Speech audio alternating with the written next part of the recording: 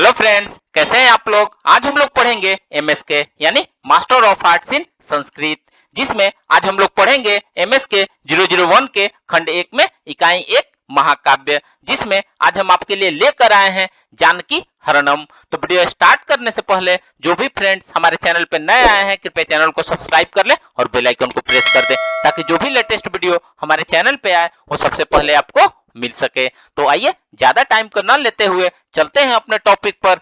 महाकाव्य में जानकी हरणम के बारे में पढ़ते हैं। तो आइए वीडियो को स्टार्ट करते हैं। कुमारदास सिंघल द्वीप के राजा थे। ऐसी किदवंती संस्कृत साहित्य में प्रसिद्ध है।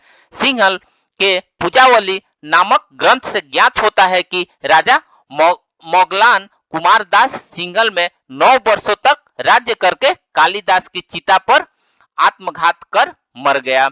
महावंश के अनुसार कुमारदास की मृत्यु 524 ईस्वी में हुई थी। इस प्रकार सिंहल की परंपरा के अनुसार कवि कुमार और राजा कुमारदास दोनों ही एक ही व्यक्ति माने जाते हैं, परंतु कपितय विद्वान इन दोनों को पृथक व्यक्ति मानते हैं।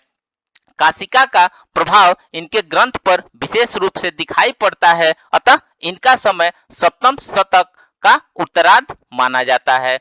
किदवंती है कि कुमारदास को निमंत्रण पर कालिदास सिंहल गए थे और जहां इनकी समाधि आज भी बनी हुई है। आइए इनके वर्ण विषय के बारे में पढ़ते हैं। इनका एक ही ग्रंथ उपलब्ध होता है जिनका नाम है जानकी हरणम। इस महाकाव्य में 20 सर्ग हैं, जिनमें रामायण की कथा नाना छंदों में निबद्ध की गई है। इस महाकाव्य का वर्ण विषय इस प्रकार है। प्रथम सर्ग में राजा दशरथ, उनकी पत्नियों तथा उनकी राजधानी अयोध्या का वर्णन है। द्वितीय सर्ग में रावण चरित्र का वर्णन है। तृतीय सर्ग में राजा दशरथ का जल विहार, सूर्यास्त, रात्रि एवं प्रातःकालीन का वर्णन किया गया है। चतुर्थ सर्ग में राम का कौशल्या गर्भ में प्रवेश तथा राम जन्म का विषय वर्णित किया गया है। पंचम सर्ग में विश्वामित्र के आश्रम और निकटवर्ती वन भूमि संबंधी इतिहास का आख्यान किया गया है। ताड़का एवं सबाहु के वध का वर्णन किया गया है। षष्ठ सर्ग में राम लक्ष्मण विश्वामित्र के साथ जनकपुर पहुंचते हैं, वहां पूर्व राग तथा शिव धनुष भंग का वर्णन किया गया है। सप्तम सर्ग में राम और सीता का प्रणय एवं पाणी ग्रहण का चित्रण है। अष्टम सर्ग में विवाहोपरांत राम सीता की प्रेम कीड़ा का वर्णन किया गया है। नवम सर्ग में चारों भाइयों का अयोध्या प्रत्यागमन का वर्णन किया गया है। दसम सर्ग में राम का वनवास के लिए प्रस्थान, भरत का चित्रकूट में राम मिलन, रावण द्वारा सीता हरण का वर्णन किया गया है। एकादश सर्ग में राम हनुमान मैत्री, द्वादश सर्ग में सुग्रीव द्वारा सीता नवेषण, त्रयोदश सर्ग में कपि सेना संग्रह और चतुर्दश सर्ग में सेतु बंध, पंचदश सर्ग में अंगद दौत्य कर्म और षोडश सर्ग में राक्षसों का केली कलाप, सप्तदश सर्ग में 20वें सर्ग तक राम रावण युद्ध व राम विजय का वर्णन किया गया है। आइए अब इसके शैली के बारे में पढ़ते हैं। महाकवि कुमारदास ने अपने काव्य का आधार राम कथा को बनाया था। वाल्मीकि ने, कालिदास जैसे महान कवियों ने राम कथा को अपनी कविता का आश्रय बनाया, फिर उसी कथा का आश्रय लेकर अपने स्वतंत्र व्यक्तित्व की प्रतिष्ठा करने में सामान्य प्रतिभा का कभी समर्थ नहीं हो सकता।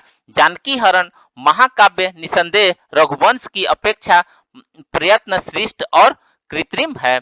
महाकवि कुमारदास ने इस महाकाव्य को सरल शैली में लिखा। इस महाकाव्य की पद विन्यास बड़ा ही ललित है।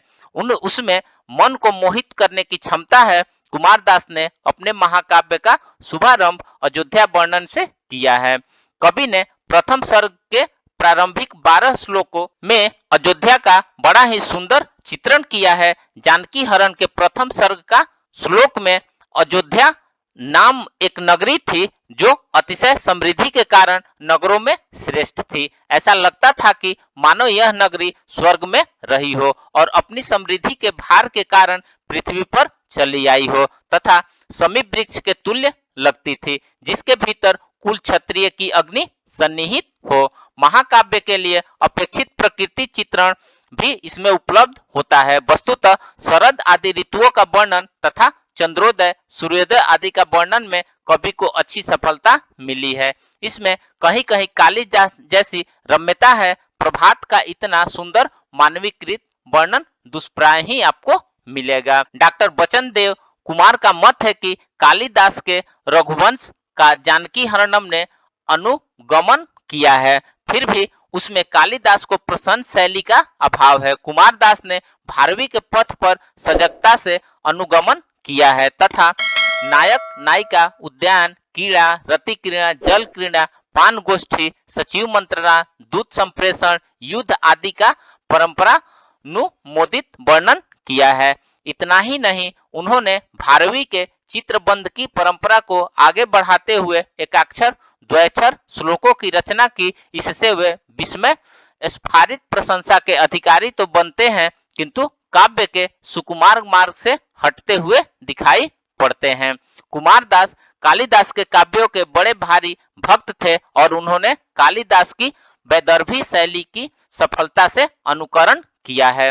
वैदर्भी रीति अपने पूर्ण श्रृंगार के साथ ही इनके काव्य में विद्यमान है। इनकी कविता स्वाभाविकता सुकुमारता तथा सरसता से भरी हुई है। राज शेखर का उपयुक्त कथन इस बात का साक्षी है कि कालिदास के रघुवंश के रहते कुमारदास ने अपने जानकी हरण में अपनी सजीव काव्य कला तथा ऊंची कल्पना का प्रदर्शन किया है। राजा दशरथ के बाण से विद्ध श्रवण कुमार की ये उक्तियां कितनी स्वाभाविक है एवं सरस तथा मर्म स्पर्शी है। अर्थात हे राजन, तुमने एक ही लक्ष्य पर बाण छोड़ा, परंतु निरपराधी 3 मनुष्यों का तुमने नाश कर डाला।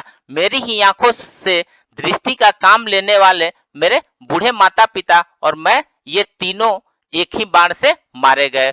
कुमारदास विचरित जानकी हरण का प्रधान रस श्रृंगार है तथा अन्य रसों का भी यथास्थान समावेश किया गया है। भाषा के अलंकारों से सजाने का प्रयास किया गया है। शब्द अलंकारों में अनुप्रास तथा यमक तथा अर्थात अलंकारों में उपमा उत्प्रेक्षा के प्रति विशेष अनुराग। उन्होंने यमक के 25 भेदों का व्यवहार किया है।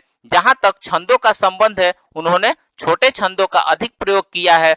वंशस्थ अनुपुष्ट उपजाति द्रुत विलंबित एवं पुष्पिताग्रा आदि छंदों का प्रयोग किया है। तो फ्रेंड्स, इस प्रकार से आज हमने महाकाव्य में जानकी हरणम के बारे में पढ़ा। तो मिलते हैं एक नए वीडियो के साथ में, तब तक से हमारे चैनल पे बने रहिए। धन्यवाद।